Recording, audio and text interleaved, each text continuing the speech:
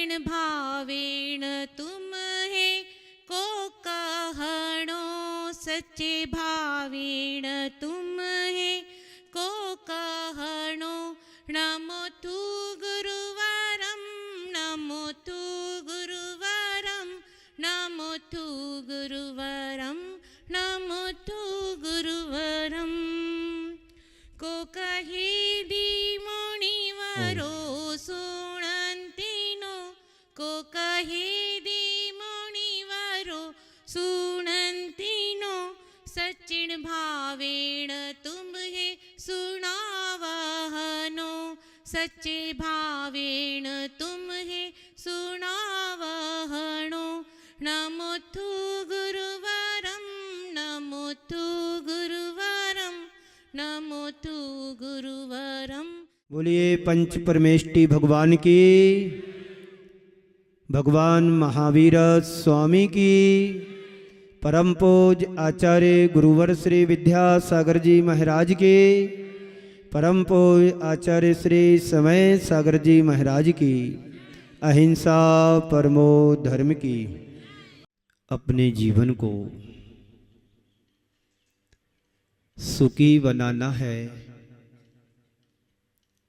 तो धर्म के सच्चे मार्ग को अपनाना होगा। धर्म करत संसार सुख, धर्म करत निर्माण, धर्म पंथ साधे बिना। आगे क्या बोलते? नर त्रियंज समान। मैं समझ रहा था कि शायद आपको पता ना हो या फिर हमें पता ना हो।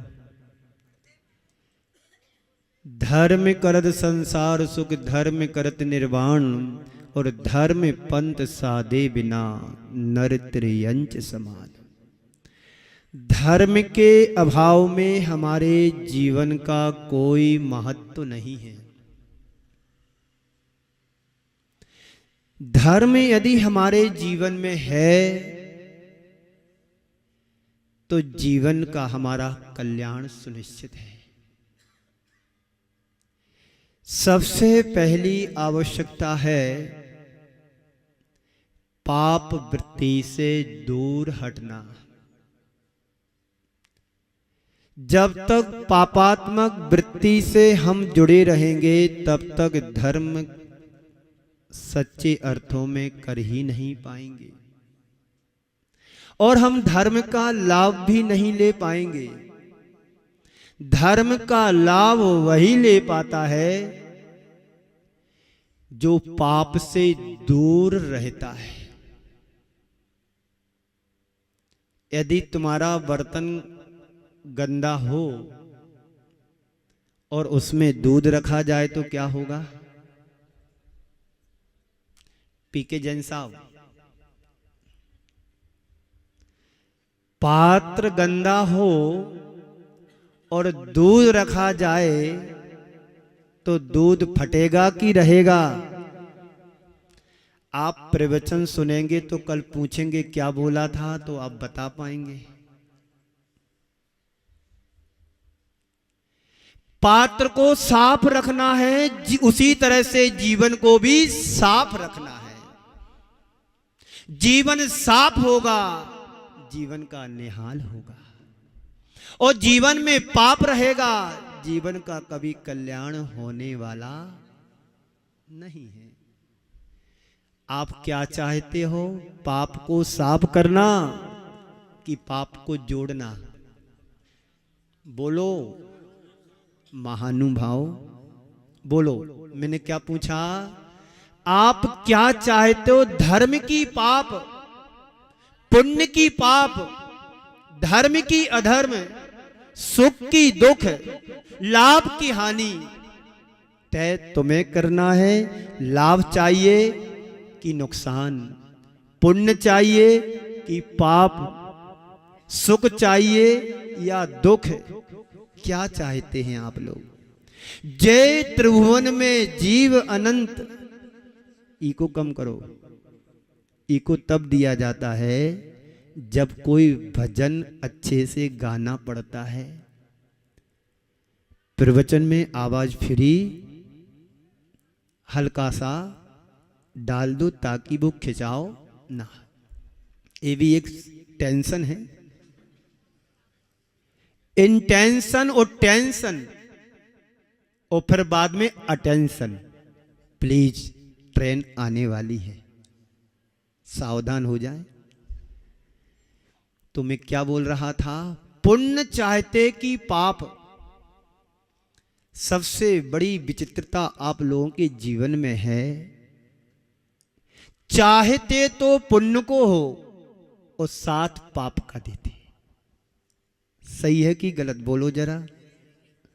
चाहते पुण्य को हो साथ पाप का देते हैं, तो कैसे काम बनेगा। काम बनाना है तो हमें जीवन में हमें ये देखना है कि पाप कहां है, जीवन में पाप कितना है, कहां है। इसी आशय को लेकर के आचार्य गुरुदेव ने एक हाइकू लिखा है।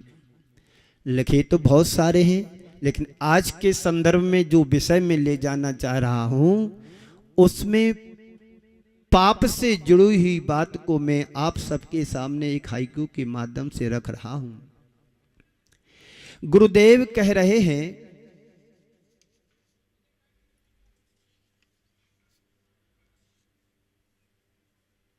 पूर्ण पथ लो, पाप को पीट दे दो। पूर्ण पथ लो, पाप को पीट दे दो, वृत्ति सुखी हो। आचार्य गुरुदेव कह रहे हैं कि गुरुदेव से एक बार पूछा गया कि गुरुदेव, मोक्ष मार्ग बड़ा कठिन है। तो गुरुदेव ने कहा, बड़ा सरल है।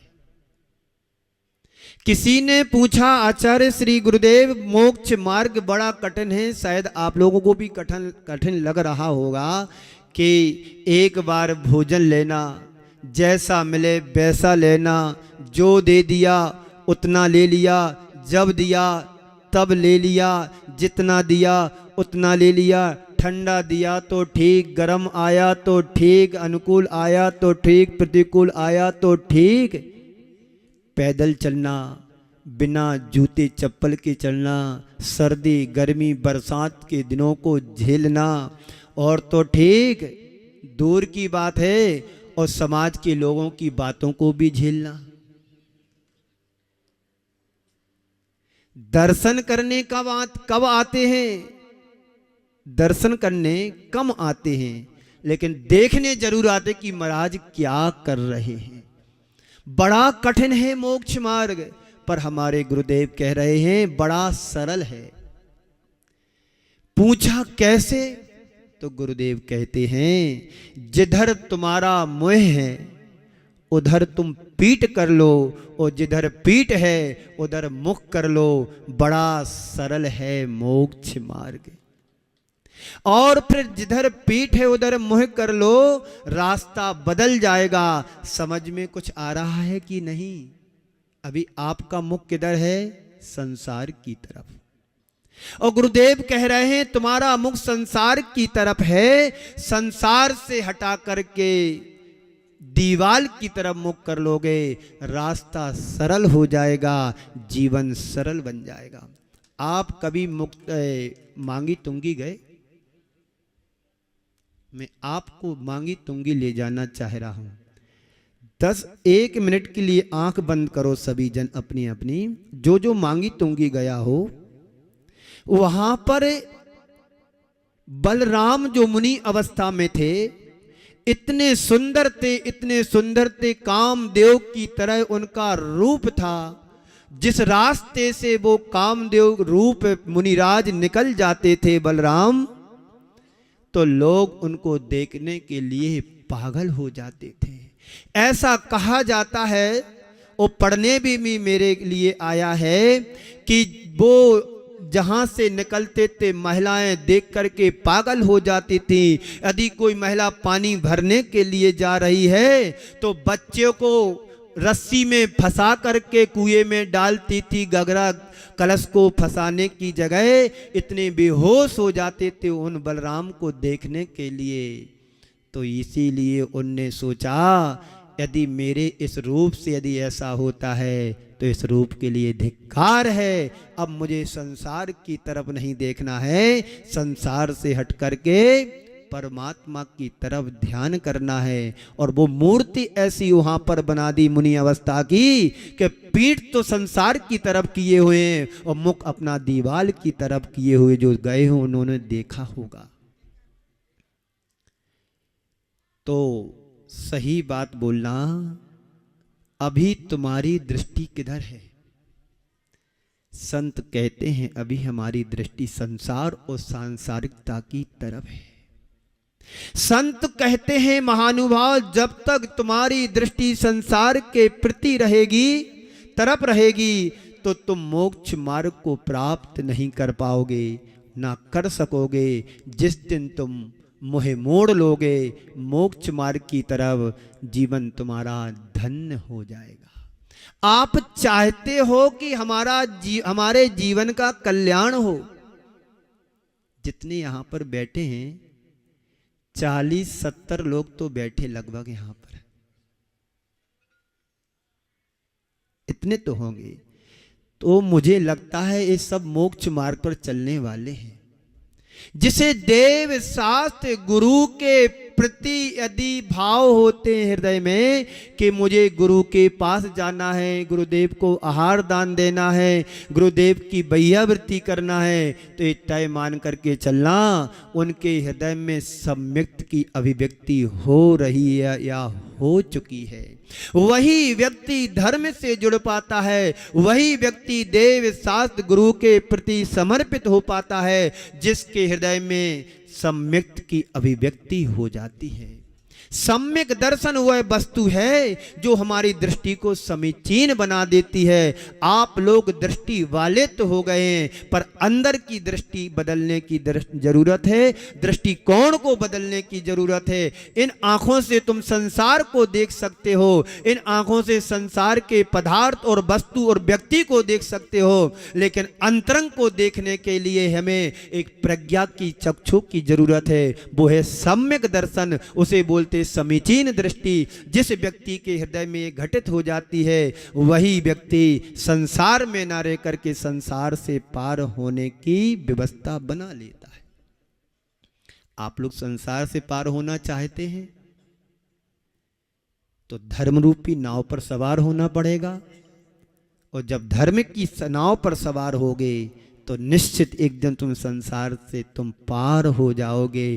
कभी किसी जमाने में जब रामचंद्र जी के लिए नदी से पार होना था, गंगा नदी से पार होना था, तो खेवट को बुलाया था और खेवट ने श्री राम को बैठा करके नदी से पार कराया था। और जब नदी से पार कराया, उस पार जाने के बाद रामचंद्र जी ने सीते की तरफ दृष्टिपात करते हुए कहा, सीते इसे कुछ उतराई दे दो। यहां पर भी एक जोड़ी राम और सीता की बैठी हुई है। बिल्कुल राम और सीता जैसे लग रहे हैं। वनवास में गए थे, मुकुट था, हार, राजसी वेशभूषा में। जब वनवास गए थे तब तो गेरुआ कपड़े पहन करके गए थे, और सीता भी साधारण वस्त्रों में थी। तो मैं कह रहा था, तो उन्होंने इशारा किया कि इस खेवट के लिए कुछ उतराई दी जाए। सीते ने श्री राम के भावों को समझते हुए अपने हाथ की मुद्रा को उतार करके दिया। श्री राम के हाथ में थमाते हुए दिया कि ये उतराई दे दो। और जैसे ही राम ने उस अंगूठी मुद्रा के लिए खेवटिया की तरफ बढ़ाया, उस खेवटिया ने दोनों हाथ जोड़ करके चरणों में घुटने टेक दिया, प्रभु अपराध मेरा क्षमा करें, मुझे अंगूठी उतराई नहीं चाहिए।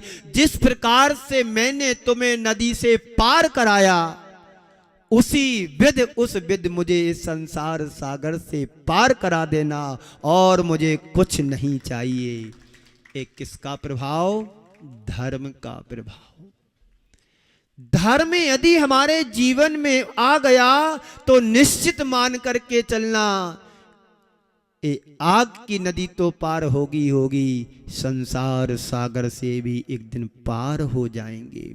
जितने भी महापुरुष संसार से पार हुए हैं सब धर्म की नाव में बैठ कर के ही पार हुए हैं, और जो भी पार आज तक हुए हैं कर्मों से मुक्ति पाकर के पार हुए हैं। आचार्य कुंद कुंदेव एक गाथा के माध्यम से कह रहे हैं कि संसार में व्यक्ति कर्मों से कैसे बनता है और संसार से कर्मों से छूट करके उस पार कैसे जाता है, तो वो एक गाथा के माध्यम से हम सभी को सुना रहे हैं।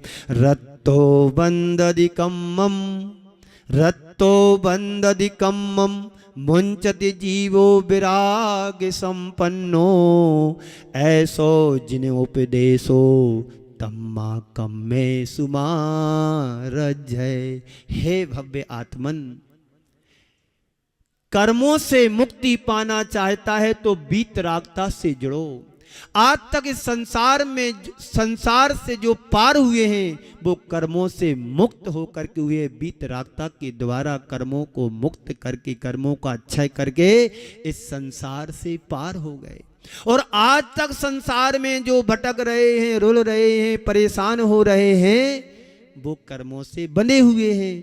तम्मा कम्मे सुमारत जाए। हे महानुभाव, हे आत्मन, राग मत करो, द्वेष मत करो, और वीतरागता से अनुराग कर लो, जीवन धन और बेड़ा पार हो जाएगा। तो पाप से बचो। किससे बचना है? पाप से बचना है। कैसे बचोगे पाप से? कैसे बचोगे? जब धर्म की शरण में आओगे। अन्यथा शरणम नास्ति तुमेव शरणम। हे प्रभु, आप ही शरणभूत हो, आपके अलावा इस संसार में कोई दूसरा शरणभूत नहीं है। तो जिस दिन मुह मोक्ष मार्ग की तरफ हो जाएगा मेरा, जीवन हमारा निहाल हो जाएगा। बात पाप की है, पाप को समझने की है और पाप से बचने की है। इसी आशय को रखते हुए जो हाई को मैंने आपके सामने गुरुदेव का रखा, कह रहे हैं पूर्ण पथ लो, यानी मोक्ष मार्ग पर चलो। पाप को पीठ दे दो, यानी पाप से मुख मोड़ लो। वृत्ति सुखी, यानी जीवन सुखी हो जाएगा। क्या कहा? जीवन को सुखी बनाना है तो मोक्ष मार्ग को स्वीकार करो। 4 शब्द हैं। पाप करना, पाप तजना। पाप करना, पाप तजना, पाप काटना और पाप भोगना। 2 कारण तो तुम्हारे साथ अभी जुड़े हुए हैं। पाप करते भी हो और पाप भोगते भी हो। बोलो, ईमानदारी से बोलो, आवाज में थोड़ी मधुरता लाओ। पाप करना, पाप भोगना हर व्यक्ति के साथ ये लग रहा है, लगा हुआ है। पाप हम करते हैं, पुराना पाप भोग रहे हैं। कोई असाध्य बीमारी जीवन से जुड़ जाए तो क्या कहते हैं, कितना तीव्र पाप कर्म का उदय उसके जीवन में आया। इतना अच्छा था, अचानक बीमारी आ गई, दिखाने के लिए गया, 3 नली चोक निकली। होता ना ऐसा, कई बार हो जाता है ऐसा। अच्छे थे, थोड़ा सा चक्कर आया, दर्द हो गया सीने में, डॉक्टर को दिखाया, अब तो इनका ऑपरेशन होगा। ये क्या आ गया? पाप भोग रहे हैं। खाते खाते व्यक्ति सो करके रह जाता है, उठ नहीं पाता है। किस कर्म का उदय आया?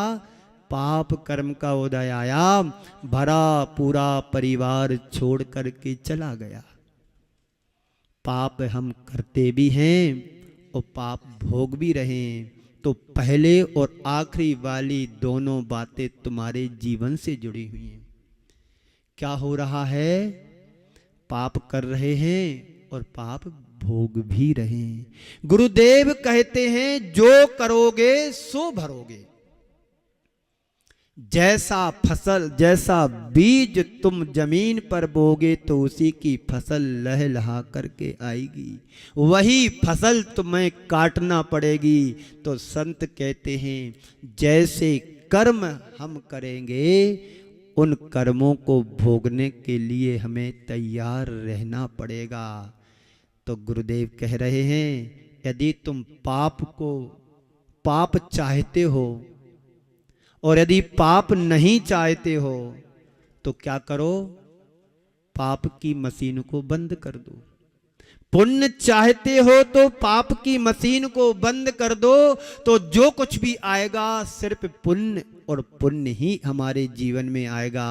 जब तक पाप की क्रिया जारी रहेगी तब तक कल्याण का रास्ता नहीं खुल सकता। सबसे पहले हमें यह देखने की आवश्यकता है महानुभाव कि मेरे जीवन में पाप कितना है। आंख बंद करके सोचो कि मेरे जीवन में पाप कहां कहां पल रहा है। तो आपको पता पड़ेगा कि पुण्य मेरे जीवन में कितना है और पाप मेरे जीवन में कितना है। मैं कितना पाप कर रहा हूं कभी समझ में ये आता है?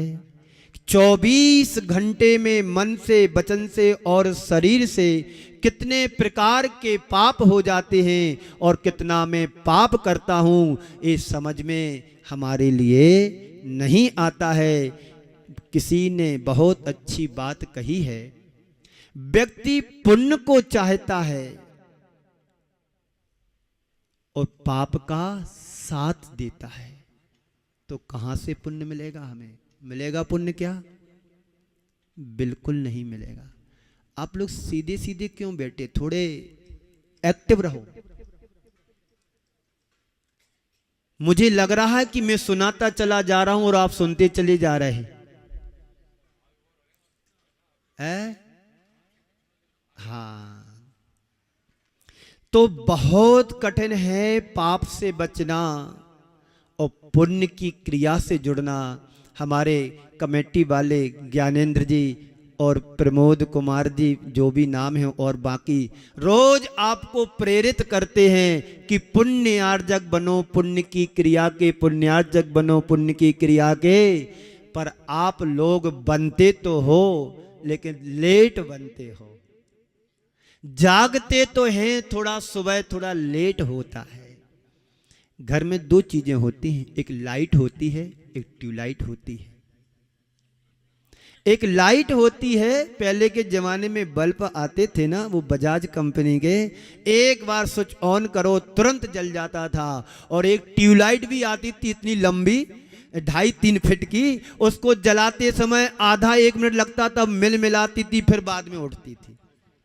तो शायद यहाँ ट्यूबलाइट तो कोई दिख नहीं रहे, अब तो सब व्यवस्थाएं बदल गई। एक बार स्विच ऑन करो तुरंत जल जाते। मंगलम आनंदा का ये रिजल्ट है। बस थोड़ा सा पुश करना पड़ता है, गाड़ी चालू हो जाती है। और चालू होती है तो फिर बंद होने का नाम नहीं लेते हैं। मुझे लग रहा है इस बार का चातुर्मास जयपुर में जो हुआ है प्रताप नगर सेक्टर 8 में, जितना आनंद मुझे उधर नहीं आया उतना आनंद मुझे इन 10 दिनों में यहां पर भर गया हूं मैं आनंद से। क्योंकि उत्साह आप लोगों का मुझे मिलता है, मेरा उत्साह उससे 100 गुना 1000 गुना बढ़ जाता है।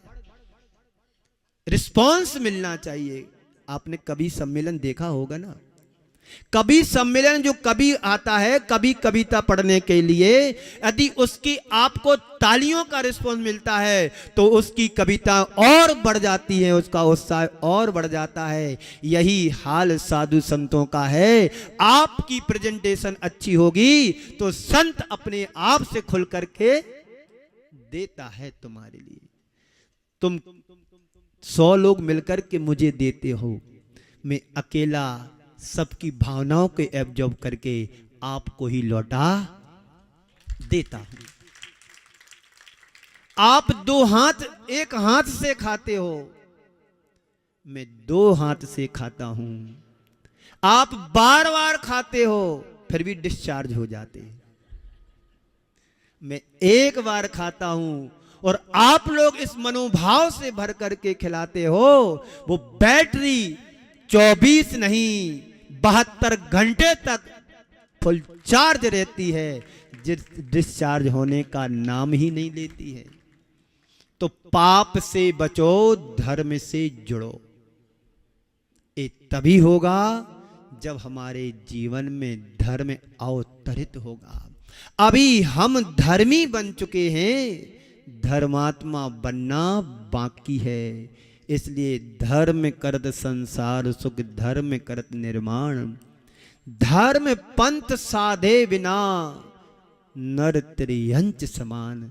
धर्म के मार्ग को नहीं धारण किया तो हमारी दशा भी नरक निगोद की तरह, त्रियंचों की तरह होने में कोई देर नहीं लगेगी। इसलिए समय रहते हम अपने जीवन को धर्म से जोड़ लें, धर्म की डोर को पकड़ लो, धर्म की नाव पर बैठ जाओ तो इस संसार सागर से पार हो जाओगे।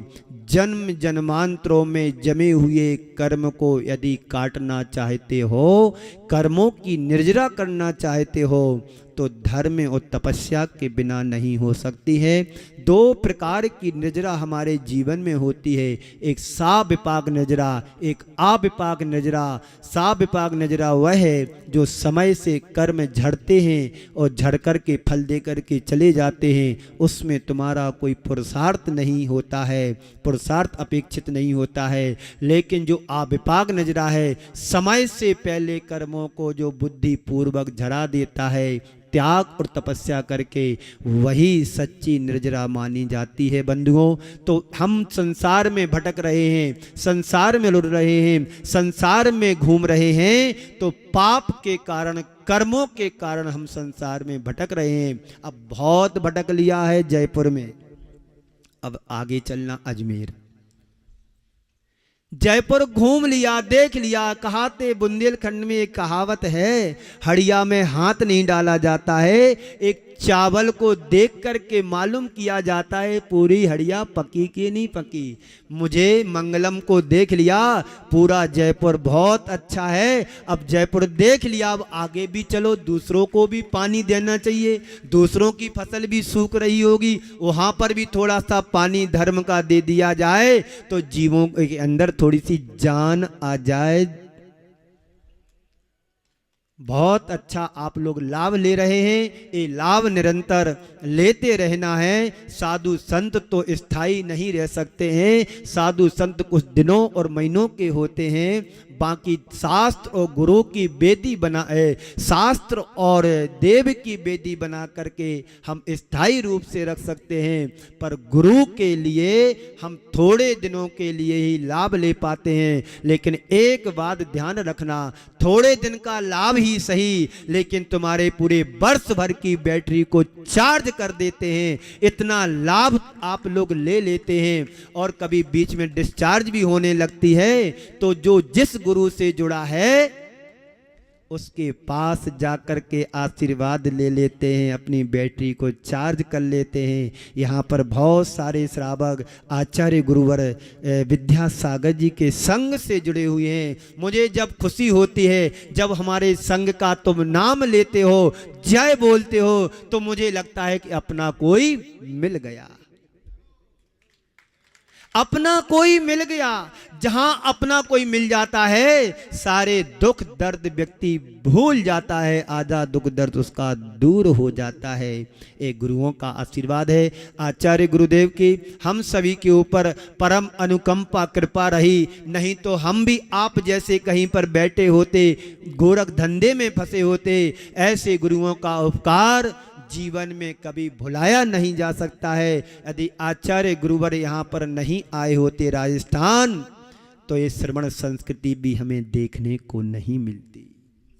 गुरुदेव की परम अनुकंपा कृपा हम सबके ऊपर रही और हम सबको इतना दे करके गए, कई जन्मों में भी हम खत्म पूरा नहीं कर पाएंगे, उनके उपकारों को चुका नहीं पाएंगे। ये धर्म है, धर्म की शुरुआत हमें अपने जीवन से और घर से करना चाहिए। हम अपने बच्चों को संस्कार दें, बच्चों को सबसे पहले कहें कि जाओ बेटा मंदिर जाओ, स्कूल जाने के पहले मंदिर जाओ। हम बचपन में जब पढ़ते थे तो हमारे परिवार के कहा करते थे कि देखो रिजल्ट आने वाला है, जाओ मंदिर जाओ, रिजल्ट अच्छा आएगा। रिजल्ट तो 2 माह पहले बन चुका था, अच्छा क्या आएगा? जो लिखा होगा उसी का परिणाम ना मिलेगा, जो लिखा होगा उसी का फल ना मिलेगा। लेकिन एक श्रद्धांता देव शास्त्र गुरु धर्म के प्रति लगाव जुड़ाव था कि जाओ मंदिर जाओ, रिजल्ट अच्छा आएगा, पेपर अच्छा जाएगा।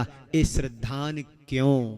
इसलिए कि हमारे संस्कार जन्म जन्मांतरों के पड़े हुए हैं। धर्म के माता पिता से मिलते हैं, कुछ देखने से मिलते हैं, कुछ संगति से मिलते हैं, कोई संसर्ग में आने से मिलते हैं। मैं भी एक अनगढ़ पत्थर की तरह था, जब साधु संतों का सानिध्य मिला, संसर्ग मिला, संपर्क में आए, तो उनके संपर्क में आने के बाद मैं आपके बीच पहुंच पाया हूं। और गुरुदेव का आशीर्वाद और उनका वरद हस्त नहीं मिला होता तो क्या मैं यहां पर होता? और मेरे जैसे अनेक और संत साधु होते, वो भी कहीं भटक रहे होते। गुरुदेव का उपकार हम कभी चुका नहीं पाएंगे। उन्होंने जो हमारी समाज के लिए और हम लोगों के लिए चेतन अचेतन कृतियों को इतना दिया है, जिसका उपकार कई सदियों में देखने को नहीं मिला। आचार्य शांति सागर जी महाराज हो गए, उतना बड़ा उपकार उनका नहीं रहा। उपकार तो हर गुरु का रहता है, लेकिन जो गुरुवर विद्यासागर जी ने हम सबको दिया है, समाज के लिए, देश के लिए, राष्ट्र के लिए और सब के लिए जो दिया है, वो किसी भी सदी में किसी संत ने नहीं दिया। मेरे गुरुदेव हैं इसलिए मैं नहीं बोल रहा हूं, जो दिया है वो सबको दिख रहा है। आज हमारी भटकती हुई समाज के लिए धर्म की राह पर लाने के लिए श्रेय जाता है तो साधु संतों को जाता है, गुरुओं को जाता है। आज इस आपाधापी में भटकती हुई हमारी युवक युवतियां, आप रोड पर जाकर के देखो, हमारी आंखें शर्म के कारण झुक जाती हैं, पर उनकी शर्म कहीं और चली गई। फिर भी हमारी समाज सुरक्षित बची हुई है। तो पाप से डरो, पाप तुम्हें हे लगने लगेगा और एक पल में सब छूट भी जाएगा। मुझे एक उदाहरण याद आ रहा है, समय भी क्योंकि 40 मिनट होता है, होने को जा रहा है, 10 मिनट बाकी है, मैं अपनी बात को समेट रहा हूं। आप कोलकाता कभी गए होंगे, वहां पर बेलगछिया का मंदिर बना हुआ है। उस मंदिर का निर्माण एक ही व्यक्ति ने कराया, उसका नाम था हुलासी राम। हुलासी राम वो अपने जमाने के बड़े अय्यासी व्यक्ति थे, एक बिगड़ा हुआ व्यक्ति था। जब उनसे किसी ने पूछा, किसी ने कहा उनसे कि आपने अपने जीवन भर इतना सब कुछ पाप किया है, अब तुम्हारा अंत समय आ रहा है, कुछ अच्छा सा कर लो जिससे तुम्हारा भव भवांतर सुधर जाए। उसे बात वो लग गई, उसे बात घर कर गई। पैसा अनाप शनाप था, कोई कमी नहीं थी, खूब पैसा उसने बर्बाद भी कर दिया विषयों में, विषय कसायों में। अंत में उसने अपनी तरफ से एक सुंदर मंदिर को बनवाया। उन्होंने अपनी संपत्ति का एक भाग उसमें लगा दिया, मंदिर में बेल गछिया का उपवन मंदिर बना दिया, और वह उनके जीवन का टर्निंग पॉइंट भी बन गया। और इतना ही नहीं, उसी दिन से उसने सारी बुराइयों की तिलांजलि भी दे दिया, सब पापों को छोड़ दिया, एक झटके में तज दिया। बात पाप करने और तजने की है। करते करते जीवन बीत गया, अब तो कुछ पाप छोड़ने की बात भी होना चाहिए। यहाँ पर जितने बैठे सब धर्मात्मा हैं, धर्मी हैं, लेकिन अब शेष कुछ अंश में हमारे जीवन से पाप जुड़ा है, उससे भी मुझे हाथ जोड़ना है। खाने पीने में देखो, मर्यादित भोजन करें। जो अभिषेक पूजन नहीं करते हैं वो अभिषेक पूजन से जुड़े। दिन में भोजन करें, मर्यादित करें, बाहर का होटलों का ना खाएं। कल मैं एक चौकी में गया, एक बहन जी बड़े अच्छी सी मुझे नजर आई। मैंने बात उनको आहार देने के लिए आगे आ रहे थे, मैंने पूछा इशारे से, वो समझ भी गए कि रात्रि, हाँ रात्रि भोजन। महाराज श्री अभी तो मैंने चालू किया है। तो मैंने कहा 2 माह का रात्रि भोजन तो अभी करो, मेरे आहार देना है। ठीक है महाराज श्री, 2 महीने का त्याग कर देते हैं। ये तो चलो छोटी सी बात है। मैं आप लोगों से कहना चाह रहा हूं जो 60 को प्लस हो गए, 70 को प्लस हो रहे हैं, अब तो थमो। कितना खा लिया, अब खाते खाते जिंदगी गुजर जाएगी और इसी तरह जीवन चला गया तो गए काम से।